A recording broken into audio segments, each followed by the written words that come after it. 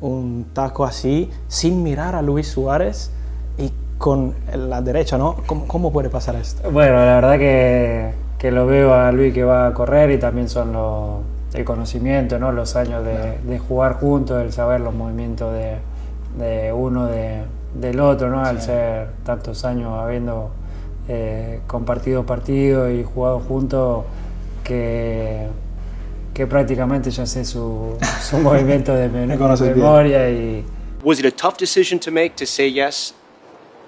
no, la verdad que no. Siempre dije que me baso en In an exclusive interview with Fabrizio Romano for Apple TV's MLS Season Pass, Lionel Messi opened up about the retirements of two of his closest former Barcelona teammates, Sergio Busquets and Jordi Alba.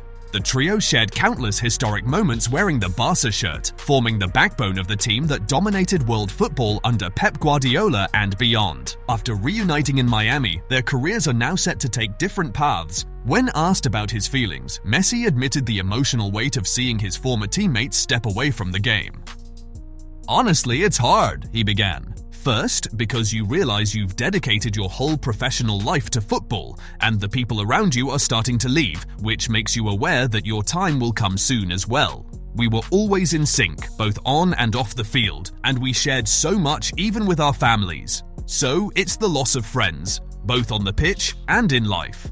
And of course, it's a difficult moment for them too, because walking away from something you love is never easy. For Barcelona fans, Messi's reflections carry a familiar feeling.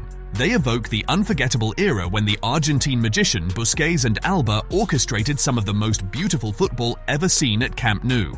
Their chemistry defined a generation that will always be remembered. Since his arrival in 2023, Lionel Messi has transformed Inter Miami and soccer in the United States. He lifted the club out of mediocrity, leading them to their first ever trophy, the League's Cup, followed by the Supporters' Shield and the MLS MVP award in 2024. In 2025, he finished as the league's top scorer with 29 goals and is now chasing the MLS Cup title.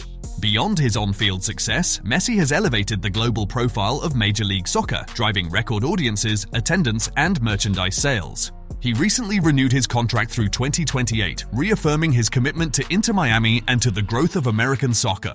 Club co-owner David Beckham celebrated the extension with an emotional message, expressing pride in having the greatest player of all time committed to the club's project and thanking Messi for inspiring new generations while raising the sport's profile in the US.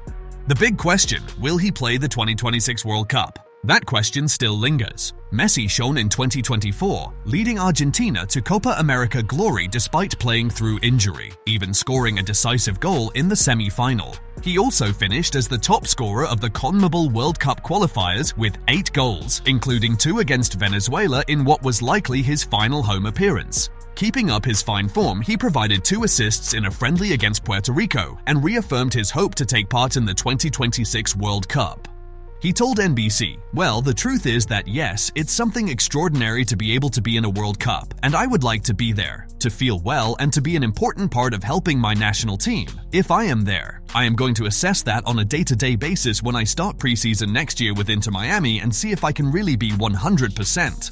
I'm really eager, because it's the World Cup. We're coming off winning the last World Cup, and being able to defend it on the field again is spectacular, because it's always a dream to play with the national team, especially in official competitions, so hopefully God will allow me to do it once again." Messi added, No, la verdad que no. Siempre dije que me baso en cómo estoy, en el día a día y en cómo me siento físicamente y mentalmente para seguir jugando y seguir siendo parte de este club, y la verdad que me sentí muy bien durante el año. Me siento feliz viviendo en Miami igual que mi familia, y la verdad que la decisión fue fácil. In a press conference, RFEF President Rafael Luzan was asked about his thoughts on the recent disagreement between Lamine Yamal and Dani Carvajal after El Clasico and whether it might affect the national team. The president made it clear that what happens on the pitch stays on the pitch. "I don't like drama. It was a tense moment, and that's where it ends. These are 2 players we need a lot, and 2 icons of world football," he said. When asked if he had spoken with Luis de la Fuente about how to handle the locker room after the incident, he replied, "I haven't talked to him yet. I'll meet with him today. It's football business. We're very calm because we have a direct relationship with the clubs. We manage this very well. We know the players belong to their clubs. Don't worry, there are far more important challenges ahead." During all the controversy, according to journalist Santi Ovalle in a recent report, Lamine Yamal never said anything close to what was reported by the media. What the young Barcelona star actually said to Real Madrid's captain was, "See you in the return game." A competitive message, not a provocation, showing that Barca still has plenty to say this season, especially in the rematch at Spotify Camp Nou. This revelation changes everything. No disrespect, no arrogance, just the natural confidence of a player who believes in his team. And it makes sense. In that match, Barcelona were missing key players: Rafinha, Lewandowski, Joan Garcia, and Dani Olmo, crucial names in Hansi Flick's system. On top of that, Lamine Yamal himself wasn't at 100%. He played through discomfort and couldn't perform as much as he wanted to. So, all the noise around his attitude seems blown way out of proportion. Right now, Yamal's main focus is to fully recover from the pubalgia that's still bothering him.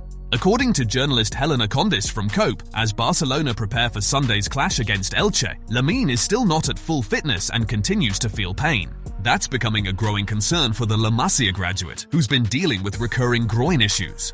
It's clear he hasn't yet reached his physical peak and the discomfort persists, so it'll be interesting to see how Hansi Flick and his staff handle the situation, especially since Barcelona can't afford any more slip-ups early in the season.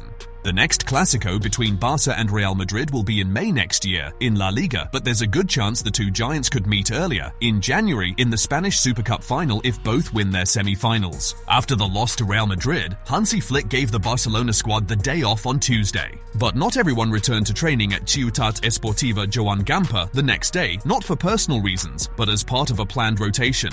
According to Mundo Deportivo, the German coach is managing rest periods on an individual basis to prevent injuries and balance each player's physical load. This week, Marcus Rashford, Frenkie de Jong, Jules Koundé and Pau Kubasi all received an extra rest day as they've been among the most used players in recent matches. This approach is part of a detailed workload monitoring plan designed by Flick's staff, aiming to tailor training and recovery sessions to each player's needs amid a tight schedule and a spike in injuries. Pedri also missed training, but for a different reason.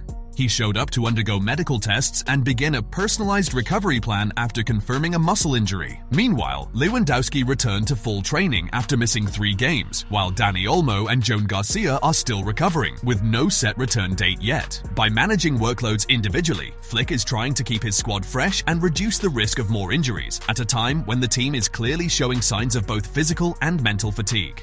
And now, of course, you're free to talk about just how incredible Lionel Messi truly is. Taco así, sin mirar a Luis Suárez y con la derecha, ¿no? ¿Cómo puede pasar esto? Bueno, la verdad que lo veo a Luis que va a correr y también son los